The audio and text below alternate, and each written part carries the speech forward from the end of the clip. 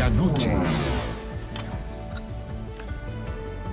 Hola, ¿cómo están? Les damos la bienvenida a esta edición de Medianoche. Es la 1 de la madrugada con 41 minutos. Comenzamos. En cadena nacional, el presidente de la República, Gabriel Boric, dio a conocer la Estrategia Nacional del Litio, que como punto principal pone al Estado como actor fundamental en el proceso productivo de este mineral a través de la futura creación de la Empresa Nacional del Litio y que debe ser aprobada por el Congreso.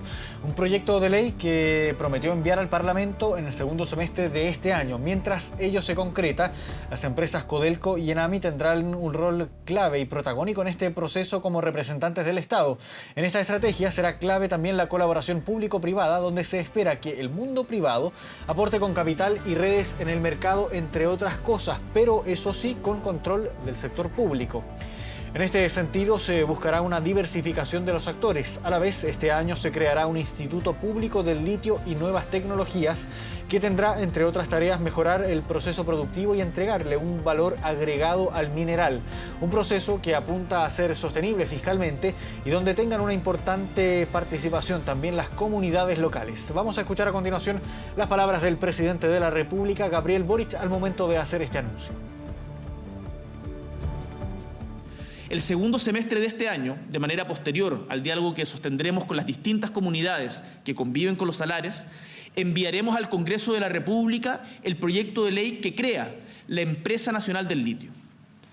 Esta buscará socios para el desarrollo de proyectos de agregación de valor. Y esto implica hacer un esfuerzo adicional para no solo extraer materia prima, sino convertirla en nuevos productos de alto valor tecnológico. Podemos hacerlo en Chile. En este ámbito esperamos contar con la participación y el protagonismo de los gobiernos regionales. Sabemos que somos un país serio y confiable. Hemos respetado y seguiremos respetando los contratos vigentes y sabemos que recién el año 2030 termina el contrato de arrendamiento a privados de una parte importante del Salar de Atacama. Si decidiéramos no hacer nada, esto seguiría sencillamente así. Por ello, he instruido a Corfo, la institución que administra nuestras reservas de litio, mandatar a su vez a Codelco la búsqueda de los mejores caminos para lograr desde ya la participación del Estado chileno en la extracción del litio en el Salar de Atacama. Y las reacciones ante este anuncio del gobierno en su nueva Estrategia Nacional del Litio, que pone a este mineral en un punto central en materia productiva, no se hicieron esperar. Vamos a escuchar las reacciones tanto del mundo político como empresarial. Una muy buena iniciativa la política nacional del litio del gobierno del presidente Boric, un elemento, un recurso natural estratégico y de primera importancia para el presente y el futuro de Chile. Los mercados internacionales están cada vez más competitivos respecto del litio y es nuestro deber, por tanto, fortalecer la colaboración pública y privada para avanzar en esa dirección.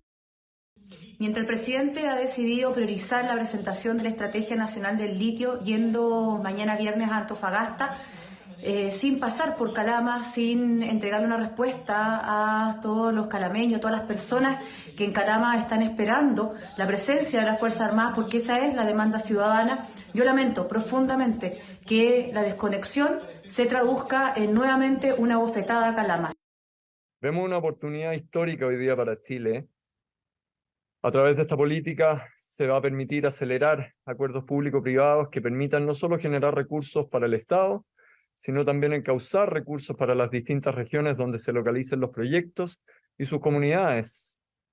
Esperamos realmente que Minera Salar Blanco se transforme en el tercer actor en la industria del litio en Chile después de más de 35 años. Creemos que el anuncio del presidente Boric va en la dirección correcta, sobre todo por la gran relevancia que este gobierno le está dando a la extracción de litio directa y además de la reinyección de la salmuera, tecnología que en la actualidad ya existe a nivel industrial. También es fundamental la participación de las comunidades y del Estado, para que así se genere un círculo virtuoso en torno a este mineral, que ya no es el futuro, sino que es el presente para cuidar el planeta y fomentar la electromovilidad.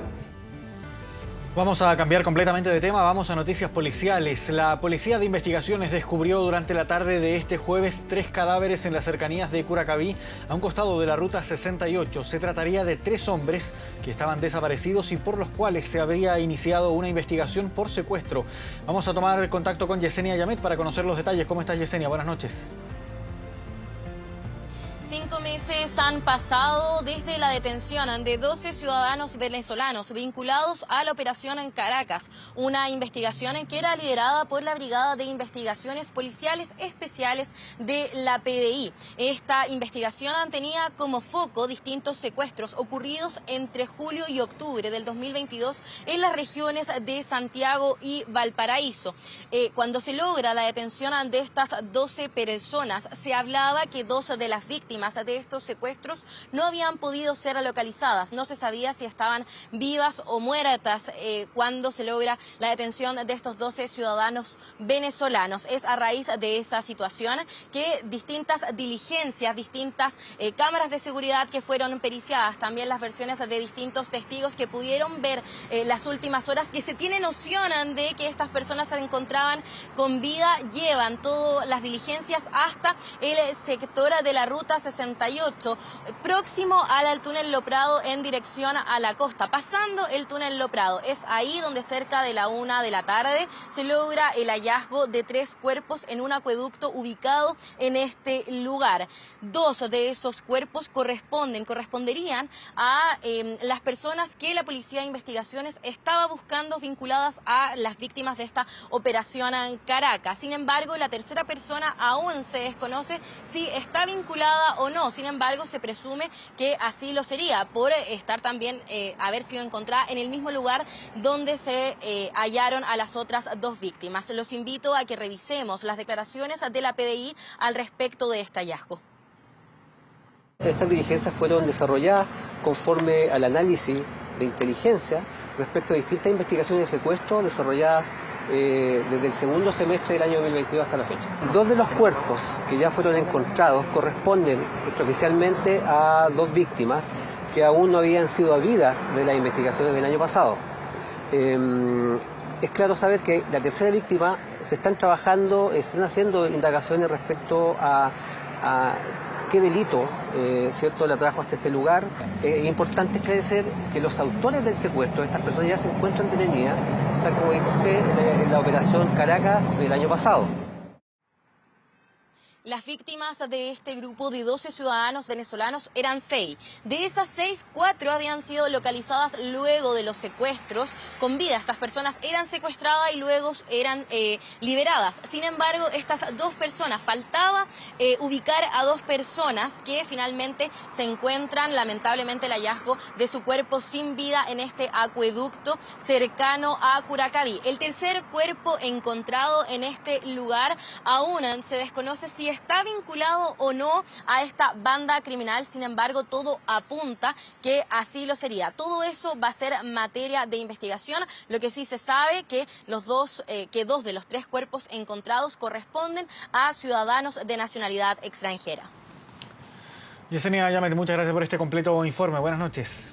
Nos vamos ahora al norte del país. Un fiscal preferente para investigar delitos violentos y fiscalización intensiva en materia de armas son parte de las medidas anunciadas por el gobierno en Calama. Esto tras la serie de balaceras que causaron alarma en la ciudad. Pese al refuerzo del contingente policial, las clases siguen suspendidas y se confirmó un paro comunal para este viernes en señal de protesta por la inseguridad. Fue el ambiente antes del inicio de la reunión que encabezaría el subsecretario del Interior en Calama.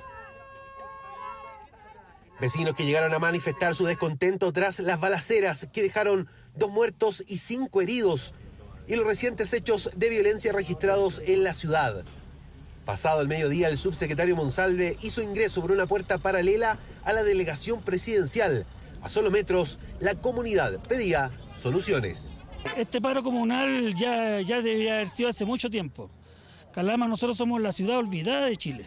Yo llegué hace 30 años aquí, Calama no ha crecido en nada, todo lo contrario. 200.000 habitantes, una comisaría, y la comisaría atacada, imagínate. Por cerca de 3 horas se extendió el encuentro en el que participaron autoridades comunales, regionales y nacionales, donde la temática fue una sola: la inseguridad. Señal concreta del gobierno tras el ataque armado a la comisaría de Calama y al terminal de buses que terminó con un migrante fallecido y un peligroso delincuente abatido, Víctor Hugo Campillay, el líder de una banda delictual con amplio prontuario. Se ha nombrado un fiscal preferente para la investigación de los delitos violentos en la comuna de Calama, y por tanto va a haber un fiscal de dedicación exclusiva. A ese fiscal va a tener un equipo que va a colaborar, por lo tanto, con el fiscal en las tareas de investigación penal.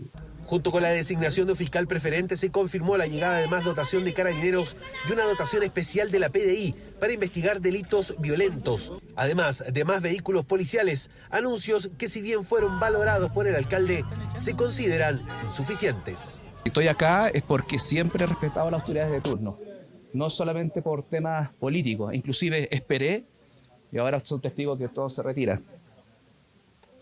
Se reconoce la labor del secretario del Interior, porque no todos tienen la cara de estar acá y en ello. Sin embargo, las medidas no son suficientes. Pese a los anuncios, la paralización comunal convocada para este viernes se mantiene. Se plegará la locomoción colectiva, el comercio, organizaciones sociales y el terminal agropecuario, que por primera vez cerrará sus puertas. Las clases seguirán suspendidas. Si hay un paro comunal autoconvocado por los vecinos y acá se está agregando el transporte público, no sé cómo puedo trasladar a los niños. Estamos trabajando para que las escuelas sean comunidades seguras, pero tampoco podemos, ¿no es cierto?, hacer suspensiones de clases sin una debida coordinación. Por ahora está convocada una marcha para este viernes a las 9 de la mañana desde el frontis de la municipalidad y que pretende recorrer las calles de Calama.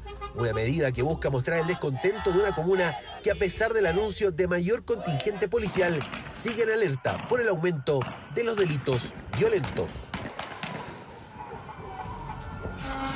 Y pasadas las 10 de la noche de este jueves comenzaron nuevos bloqueos y manifestaciones en los accesos a la ciudad de Calama. Decenas de personas en medio de cacerolazos, cánticos y pancartas estaban solicitando medidas de seguridad luego de estas balaceras que conocimos a la comisaría y en el terminal de buses, que terminó, recordemos, con 2 personas fallecidas y 5 heridos. Son estos los primeros registros como una antesala del paro comunal que se va a llevar a cabo este viernes desde las 9 de la mañana y en el que se espera también que se mantengan, al menos con cierta intermitencia, probablemente algunos cortes en las principales rutas que conectan la ciudad. Volvemos a la capital. Con la llegada de Álvaro Elizalde al gabinete, la búsqueda de su reemplazo en el Senado ha generado debate en el Partido Socialista. La presidenta de la tienda corre con ventaja y aunque otros nombres han sonado, el más llamativo es el de la expresidenta Michelle Bachelet. Su entorno mira con distancia la posibilidad y la exmandataria, por su parte, evitó referirse a esta opción. Presidenta, ¿va a integrar el Senado? ¿Está disponible? ¿Presidenta? La pregunta se instaló este miércoles, se entusiasmó a varios en el socialismo, provocó debate en el mundo político y caras de incredulidad en los cercanos a la expresidenta. Si la presidenta Bachelet acepta un desafío como este, estaríamos muy felices. Es posible que sea Michelle Bachelet quien reemplace a Álvaro Elizalde en el Senado, como lo promueven 2 parlamentarios del partido. Pregunta que no ha respondido la protagonista. Bachelet no contestó a la consulta y solo abordó el llamado que formuló Gabriel Boric en ENADE 2023. Los grandes desafíos que tenemos como país nos necesita todo. Y en ese sentido, en lo que yo pueda contribuir, siempre estaré. Llamativo nombre que surgió apenas se conoció que Álvaro Elizalde saldría del Congreso para convertirse en el nuevo ministro de las Express. Creo que es una de las mejores opciones que tiene el Partido Socialista. Evidentemente no gustaría que la presidenta Bachelet pudiera hacer. No me cabe ninguna duda es que la presidenta Michelle Bachelet todavía, desde su experiencia, tiene mucho que aportar a nuestro país. Es probablemente la política más importante de la historia de los últimos 50 años en Chile. Yo creo que Michelle Bachelet puede colaborar en centrar un poco la mirada de este gobierno, del presidente Gabriel Boric. Pero no todo está definido y otros nombres también han surgido. El secretario general del partido, Camilo Escalona, también fue mencionado como una de las cartas. Espero que no me lo pida, pero yo me descarto. Si de reemplazo se habla porque es del Maule y ya fue senador, Jaime Naranjo es alternativa para algunos, aunque todos los pronósticos apuntan a que la presidenta del partido, Paulina Bodanovich, tendría más apoyos al interior del Comité Central del PS. No un problema de disponibilidad, sino más bien de diálogo y democracia interna dentro del partido. Ser senador y presidente del Partido Socialista al mismo tiempo creo que es una dificultad que creo que la experiencia indica que no se puede volver a repetir. Es una visión errada. Yo no creo que tengamos que vetar a una persona por cumplir un rol que el partido le pidió. El Comité Central deberá elegir a más tardar el próximo 29 de abril a su nuevo senador, vacante de Álvaro Elizalde, que con un saludo a la distancia este jueves marcó su arribo a la moneda y el inicio de su primera jornada como ministro. Elizalde deberá encabezar los diálogos que permitan generar consensos en un complejo Congreso en donde el oficialismo no es mayoría. Le he encargado tender puentes con todas las fuerzas políticas democráticas. Acá tenemos que dialogar hasta que duela. Llegada de Álvaro Elizalde, que reconfiguró el gabinete. Así el equipo ministerial pasó de ser paritario a uno conformado por 13 hombres y 11 mujeres. Ajuste que generó esta reacción de la líder del Ministerio de la Mujer y Equidad de Género en entrevista con 24 horas. Evidentemente el gabinete dejó de ser paritario, me parece que eso es un hecho indesmentible. Y a mí no me queda nada más que manifestar mi deseo de que podamos volver a equilibrar las cuestiones de acuerdo al compromiso que tenemos con la igualdad de género. Dichos que más tarde fueron desdramatizados por el gobierno. Cada día se trabaja por mantener la paridad y va a poder ver el país cuando nuestro mandato haya llegado a su final y cuando pueda ver no la foto de un día, sino de los 4 años, que no solo se va a haber cumplido ese objetivo, sino que se va a haber cumplido por creces. Comparto las declaraciones de la ministra de la Mujer. Ella hace ver un punto que me parece que es muy relevante y por lo demás su rol es precisamente velar por este tipo de planteamientos. Este viernes comenzarán las rondas de reuniones entre el Congreso y los partidos, lideradas por el ministro Elizalde, ex senador al que ya le buscan reemplazo, cupo que para muchos ya está definido si es que no surge una sorpresa. Llamados a la unidad y a avanzar en reformas consensuadas marcaron la ENADE 2023. Fue la primera participación del presidente Gabriel Boric en este importante foro económico, al que también acudieron, lo veíamos de hecho en la nota anterior, la expresidenta Michelle Bachelet y también el expresidente Sebastián Piñera junto a los principales empresarios del país. El presidente, sus antecesores, ministros, parlamentarios, excandidatos, alcaldes y los grandes grupos económicos. Nadie quiso quedar ausente del ENADE. El principal foro empresarial tuvo por primera vez a Gabriel Boric como máxima autoridad del país. Junto con repasar los hitos de su gestión, hizo un importante llamado. Es certezas por certezas. El sector privado demanda certidumbres para invertir, el pueblo demanda certidumbres para vivir. Podemos encontrar perfectamente con la voluntad que aquí ha sido expresada un camino conjunto para lograr ese compromiso. Trabajemos juntos en este camino. Llamados a la unidad y al trabajo colaborativo que fueron una constante en este ENADE, tal como se recalcó en los discursos inaugurales. Usted es joven y por ello puede acercar a generaciones que pensamos distinto. ¿Es posible imaginar un mejor logro para un presidente que unir a la gente del país que ama? No permitamos que la historia nos pase la cuenta por no haber estado a la altura. Por eso, en el proceso de construcción de soluciones y de diseño de importantes reformas, nadie puede imponer su postura ni excluir a otro. La expresidenta Bachelet y el expresidente Piñera se sentaron juntos y en primera fila escucharon el discurso de Gabriel Boric. Mientras Sebastián Piñera guardó silencio, la exmandataria abordó el llamado del presidente. Comparto completamente esas prioridades que él ha definido y espero que no sean solo palabras, sino que hechos, en que todos los sectores realmente asuman la necesidad de enfrentar unidos estos grandes desafíos. El proceso constituyente, las 40 horas, la reforma a las pensiones y principalmente la reforma tributaria fueron temas que estuvieron sobre la mesa. En jerga futbolística, el ministro Marcel pidió no hacer tiempo con un proyecto tan importante para la moneda. Pero ¿cómo recibieron esto en el gran empresariado? Un poco este sentido de urgencia y la necesidad de pragmatismo y de voluntad para enfrentar la urgencia, creo que es el principal mensaje de la ENADE hasta ahora. Muy bien, hay que trabajar. Da ánimo para seguir trabajando. Muy bien. ¿Sí? Muy positivo. ¿Cree que se puede llegar a los acuerdos que se están buscando en reforma tributaria, por ejemplo? Siempre se llegan. ¿Sí? Sí. ¿Y hay disposición? Yo por lo menos la tengo. El gobierno va a tener que ceder en sus proyectos emblemáticos, la oposición también va a tener que ceder en sus pretensiones y eso es lo que caracteriza un buen acuerdo, necesitamos movernos para allá. Encuentro que tuvo de regreso en los foros empresariales en Chile al ex candidato presidencial Franco Parisi. Hubo saludo de abrazo y hasta punto de prensa en conjunto con el alcalde de la Florida, Rodolfo Carter. ¿Hay posibilidad o no de alianza electoral? No, al menos por ahora. No se pasa en ninguna película. En lo humano, yo tengo una muy buena relación con Franco, nos tenemos cariño recíproco, compartimos que somos opositores a este gobierno. Pero lo que ocurre en el futuro será conversado en su momento. Fue un muy buen discurso tipo Fetch. En realidad lo que yo esperaba en un momento de crisis como el que estamos viviendo, un liderazgo claro, con estrategia, táctica y contingente. No fue así. La crisis en materia de seguridad también fue un tema relevante. De hecho, se produjo un aplauso cerrado cuando en uno de los discursos se destacó el trabajo de Carabineros. Sin seguridad no hay inversión y sin inversión no hay empleo. Todos estamos preocupados del ambiente que Chile está viviendo. Es un desafío que golpea definitivamente el crecimiento y lo tenemos que remediar. No solamente el Estado, sino los privados también tenemos que poner de nuestra parte para que esto se tomen mejores medidas al respecto. Fueron los temas que marcaron esta ENADE 2023, la primera que se realiza con más de 1000 asistentes tras la pandemia. El foro económico más importante del país tuvo contingencias, pero sobre todo llamados a la unidad y al trabajo colaborativo. 2 de la madrugada con 2 minutos, hacemos una pausa y ya volvemos.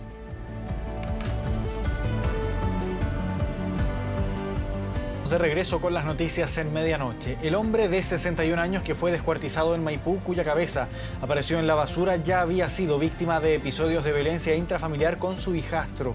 Accedimos en exclusiva a un documento del Tribunal de Familia donde se le otorga resguardo policial. Su pareja y madre del homicida nos relata qué ocurrió según ella la noche del día sábado.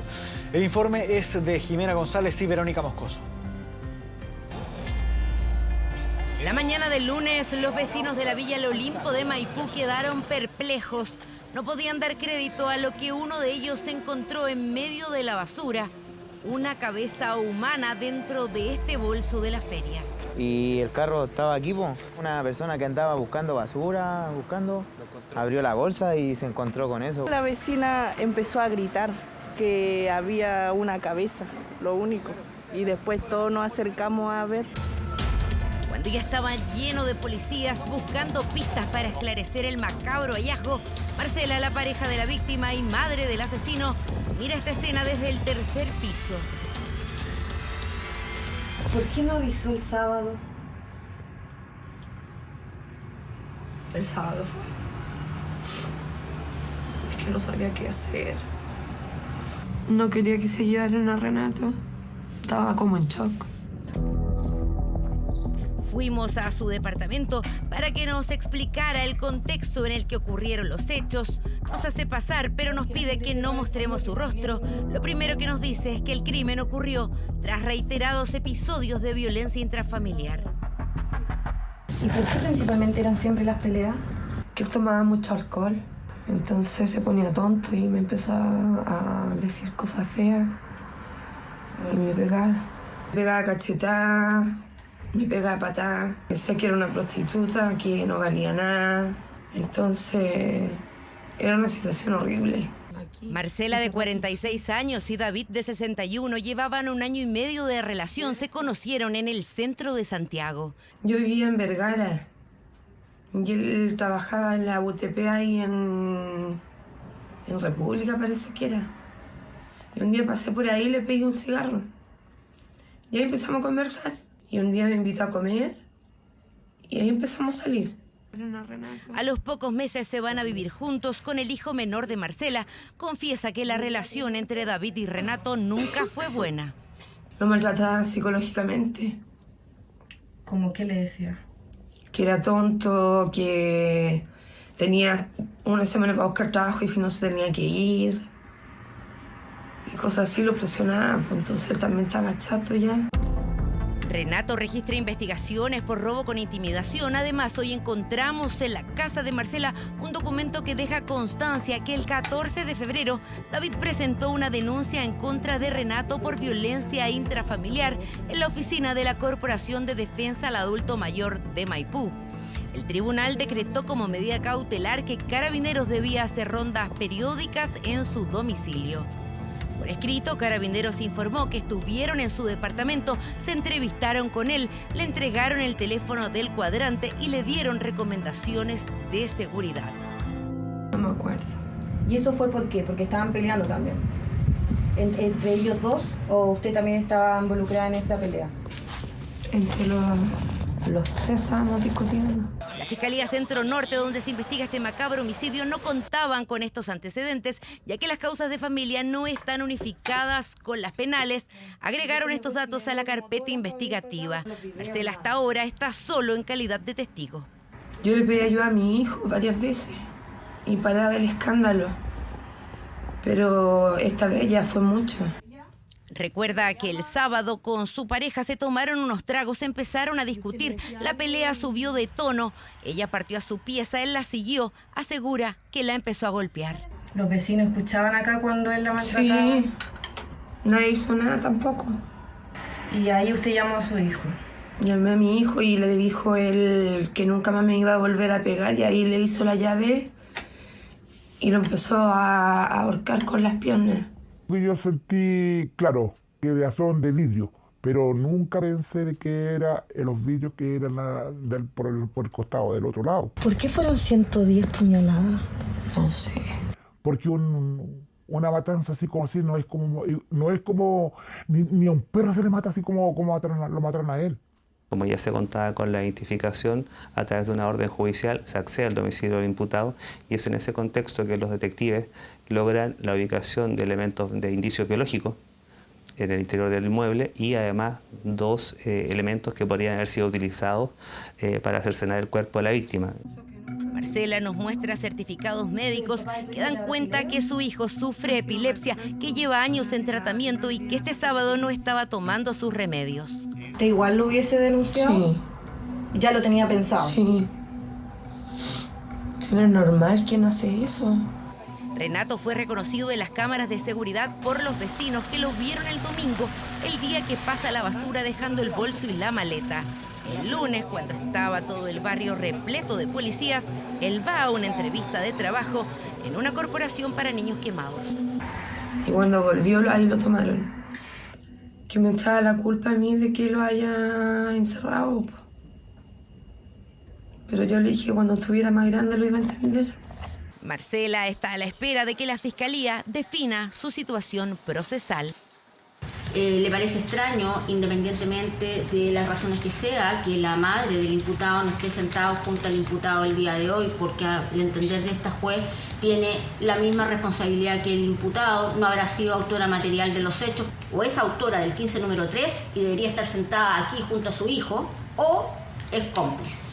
Dice que está dispuesta a enfrentar a la justicia, aunque asegura que es inocente.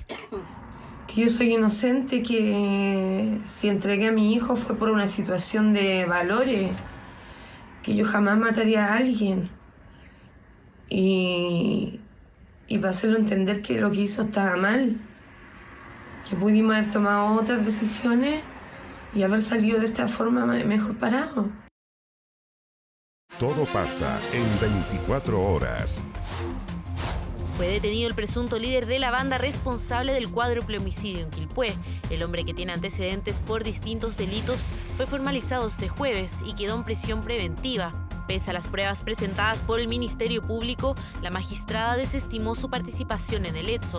Ahora la Corte de Apelaciones de Valparaíso determinará si se mantiene en esa calidad o es dejado en libertad. Desde este jueves, las mamografías preventivas podrán realizarse sin orden médica. Así lo establece una ley que tiene como objetivo prevenir el cáncer de mama, la primera causa de muerte en mujeres en edad fértil en Chile. La norma también establece la obligación de los prestadores de salud de informar a los beneficiarios que el examen es de carácter gratuito en FONASA y de comunicar oportunamente si el resultado es alterado o si debe completarlo con estudios adicionales. Más de 1 millón de contribuyentes que realizaron la declaración entre el 1 y el 8 de abril recibieron el pago de la devolución de impuestos, que equivale a más de 280.000 millones de pesos. En esta fase de la operación de renta 2023, además se retuvieron 18.600 millones de pesos, que corresponden a deudas universitarias y retenciones de pensiones de alimentos. Las declaraciones de renta pueden realizarse hasta el 10 de mayo y la devolución de impuestos se llevará a cabo hasta el 30 de ese mismo mes, en distintas fechas dependiendo de cuándo se hizo la solicitud. Todo pasa en 24 horas. Vamos a otras informaciones. La Corte de Apelaciones de Temuco rechazó revelar la identidad de los testigos protegidos en el caso en contra del líder de la coordinadora Arauco Mayeco, Héctor Yaitul. El tribunal dejó sin efecto la orden emitida por la jueza Viviana García el pasado martes en el marco de la preparación del juicio contra el líder de la CAM. Finalmente, la Corte de Apelaciones decidió acoger el recurso de protección en rechazo a la entrega de los nombres de los testigos a la defensa de Yaitul. Además, se dictó un plazo de 8 días a la magistrado para entregar un informe sobre el caso. Cabe recordar que el líder de la CAM está siendo acusado por incitación, apología a la violencia, usurpación y atentado contra la autoridad.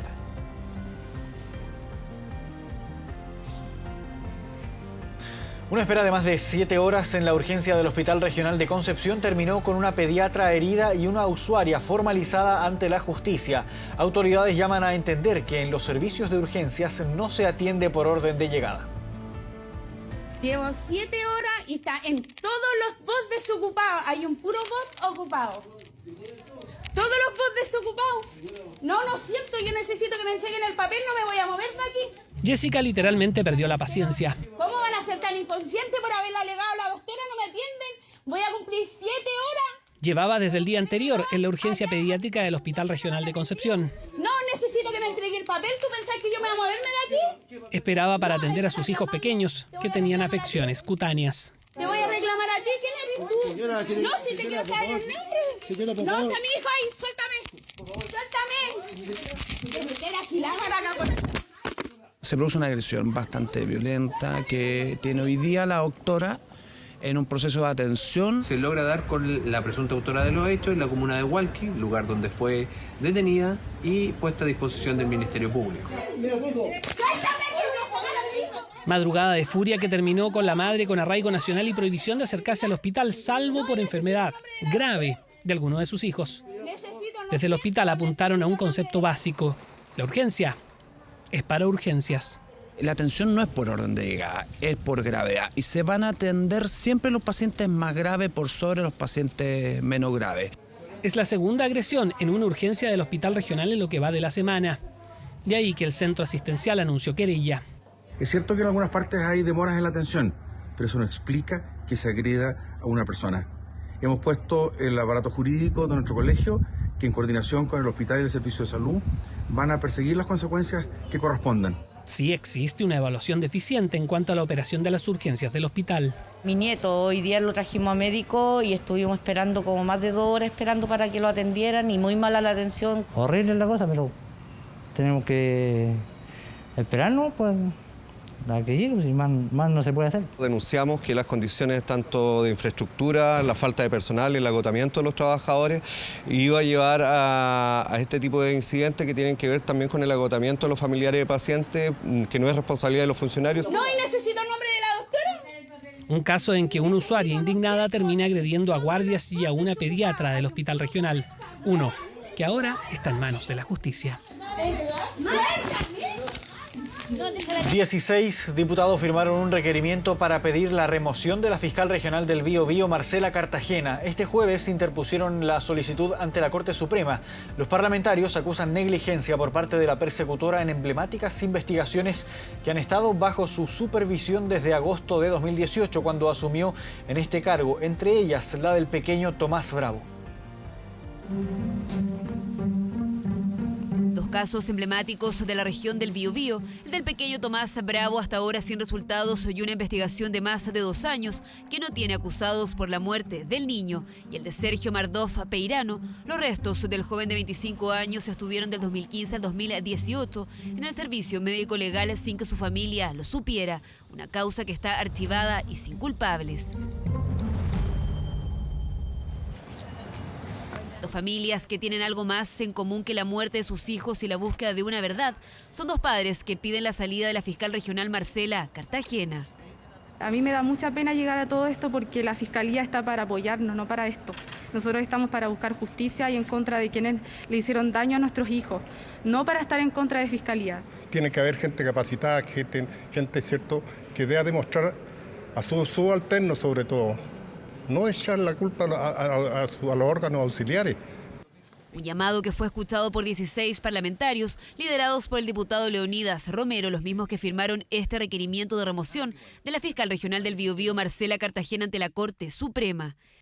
Y es que el artículo 53 de la Ley Orgánica Constitucional del Ministerio Público establece que el fiscal nacional y los fiscales regionales solo podrán ser removidos por la Corte Suprema a requerimiento del presidente de la República, de la Cámara de Diputados o de 10 de sus miembros por incapacidad, mal comportamiento o negligencia manifiesta en el ejercicio de sus funciones. Negligencia a la que alude los diputados que firmaron la solicitud. Esta es una facultad que tenemos dentro de nuestro rol fiscalizador y aquí lo que queremos decir es que nadie está por sobre la justicia. Y sin duda esa mejor resolución es remover a la señora Marcela Cartagena porque no ha estado a la altura de las necesidades de la gente de la región del Biobío. El Pleno tomará conocimiento de los antecedentes, pero para acordar la remoción deberá reunirse el voto de 4/7 de sus miembros en ejercicio, es decir, 12 de los 21 ministros. Los ministros de la Corte deciden sacarla, que ojalá el fiscal nacional pueda elegir a un fiscal que esté apto para ayudarnos. No nos merecemos esta calidad, ¿cierto?, en el Ministerio Público. Esta calidad, queremos gente capaz. Marcela Cartagena asumió en el cargo en agosto de 2018. Aún le quedan 3 años liderando la Fiscalía en el Biobío, una eventual remoción a la que el Ministerio Público no quiso referirse. 2 de la mañana con 24 minutos. Pausa y ya volvemos.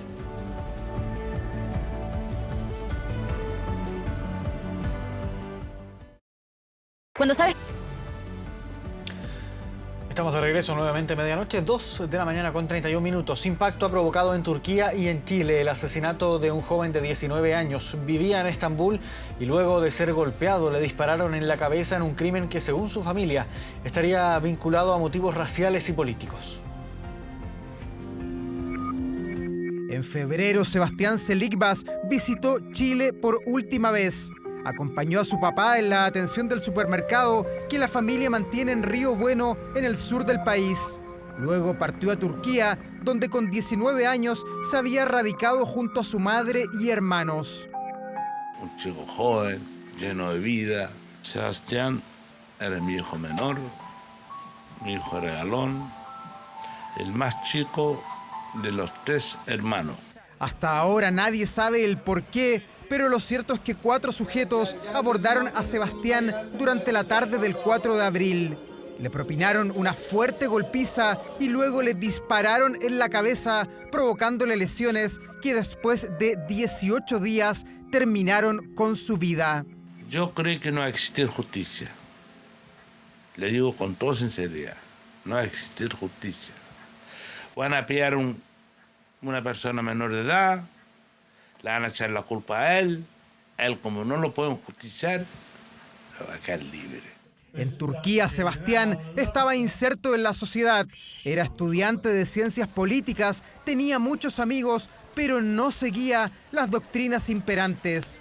Profesaba el cristianismo en un país de mayoría musulmán y era militante de un partido político opositor al gobierno del presidente Recep Tayyip Erdogan. Le gustaba la política. De hecho, era presidente de 2 partidos. Usted comprenderá qué significa eso, porque si fuera malo... Él pertenecía a, digamos, un partido muy minoritario, que no tiene ni siquiera representación en la Asamblea Nacional Turca, pero claramente, digamos, siendo de origen extranjero y estando en política y también tener un activismo religioso, esto también puede haber generado problemas. Dentro de la sociedad turca hay una serie de fracturas sociales, étnicas y religiosas que son muy fuertes, ¿no? Y que quizás nosotros no estamos tan acostumbrados a ver en América Latina. La Cancillería chilena aseguró que ya tomó contacto con la familia en Turquía y está a disposición en caso de cualquier requerimiento. El hecho ha impactado a los habitantes de Río Bueno, donde muchos conocieron al joven asesinado. Fue tremenda noticia que recibimos acá los comerciantes de la ciudad de Río Bueno. Era muy amable, muy agradable. Una persona fuera de serie, como se dice. Él estaba contento de ver a su papá, de poder venir, disfrutar. Es algo que nos toca nuestros corazones también porque aparte de ser madre y padre con mis hijos, así que también me toca mucho el tema de don Samir. Es un vecino muy querido aquí en el pueblo en Río Bueno. Por este asesinato ya hay 4 personas detenidas y será ahora la justicia turca la que deberá establecer el porqué de la trágica muerte de este compatriota. Ponga atención a lo siguiente, no solo fueron designados para votar lejos de sus casas, sino que además tendrán que salir del continente para cumplir con el voto obligatorio. Es un problema que tienen más de 70 vecinos de Lebu, a quienes el CERVEL cambió sus locales de votación ni más ni menos que a Isla Mocha. El problema se repite en otras comunas de la región del Biobío. Trámite que para Gabriel era prácticamente de rutina, pero que terminó revelándole un problema con el que no contaba: la lejanía de su local de votación para este 7 de mayo. Y desafortunadamente me encuentro con la noticia de que estaba siendo designado como votante para ir a la Isla Mocha. La dificultad es que Gabriel no vive en la isla, es de Lebu, en donde siempre votó, pero este año CERVEL cambió su local de votación, lo que implica tener que volar en avioneta hasta el territorio insular para participar de las elecciones obligatorias. Es muy complejo, ya que la suma es muy alta como para poder acercarme a ese lugar, entonces es algo que me preocupa no solamente a mí. Y es que no es el único que se encuentra en esta situación. La distancia entre Lebu e Isla Mocha es de casi 90 kilómetros lineales. Un pasaje ida y vuelta en avioneta puede alcanzar los 80.000 pesos. Cuando ingresé me di cuenta que mi lugar de votación había cambiado y era Isla Mocha. Según las cifras que manejan en la municipalidad de Lebu, ya son más de 70 votantes que fueron cambiados a Isla Mocha, sin considerar que aún existen personas que eventualmente no han revisado su local de votación. Y va a ser muy complejo que puedan ese día ir a votar, por lo que significa la conectividad entre el continente y la isla. Por lo tanto, hay que buscar una solución para aquellas personas. Por ahora, desde la Cámara de Diputados y Diputadas, ya se ofició a CERVEL por los cambios a locales de votación lejanos, que afectan a vecinos de comunas como Hualqui, Tomé y Lebu. Uno de los puntos que se hace presente en el escrito es que justamente esta designación no se condice con lo dispuesto en la Ley 21.385, publicada el 21 de octubre de 2021, en virtud de la cual debe privilegiarse la cercanía del domicilio del elector en la asignación del local.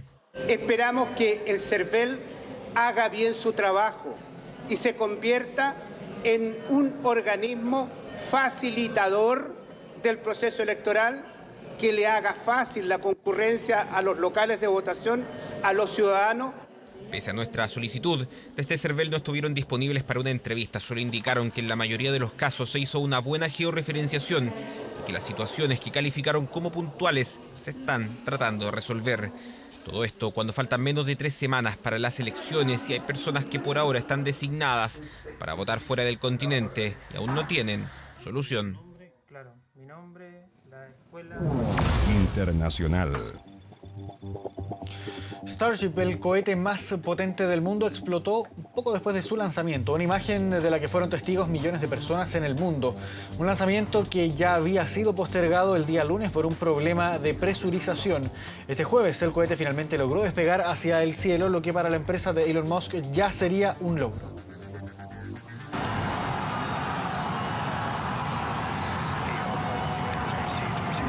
Sin complicaciones. Así partió el lanzamiento de Starship, el cohete espacial más poderoso jamás construido. Primera prueba que terminó así.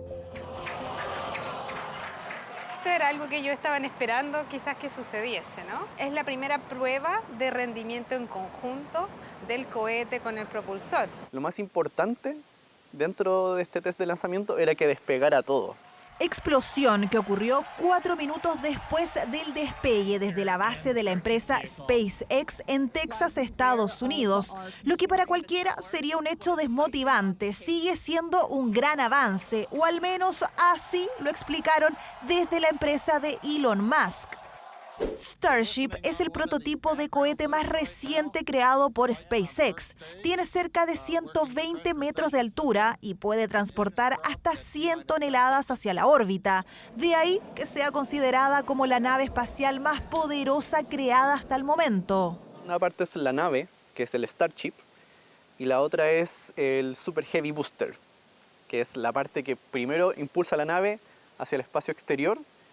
Y luego de eso, la nave espacial que es el Starship se desacopla de este booster, que es el que después vuelve a la Tierra. Starship tiene el potencial de ser completamente revolucionario. Va a significar un cambio en el juego por su escala, su economía y sus capacidades. Un cambio en el juego que podría derribar en el futuro cercano las fronteras que conocemos en el espacio al permitir realizar viajes interplanetarios. La misión que tiene este cohete es llegar a la Luna, y no solo eso, sino que ya es una misión multiplanetaria. Luna, Marte y quizás más allá. Entonces, obviamente, tenemos que mejorar todo lo que hasta hoy día conocemos desde la ingeniería y la tecnología. Según la información preliminar, la falla de este lanzamiento radicó en el propulsor Super Heavy Booster, que no logró desacoplarse de manera correcta de la nave, provocando un problema técnico que derivó en una explosión controlada. Pese a la destrucción del cohete, SpaceX evaluó con éxito la primera prueba y aseguró que ninguna de las misiones futuras se encuentra en riesgo. Anuncio que fue respaldado por la Administración Federal de Aviación estadounidense, que entregó las licencias necesarias a la empresa para seguir trabajando en sus modelos, con el objetivo de seguir haciendo pruebas, pero pronto con una tripulación a bordo.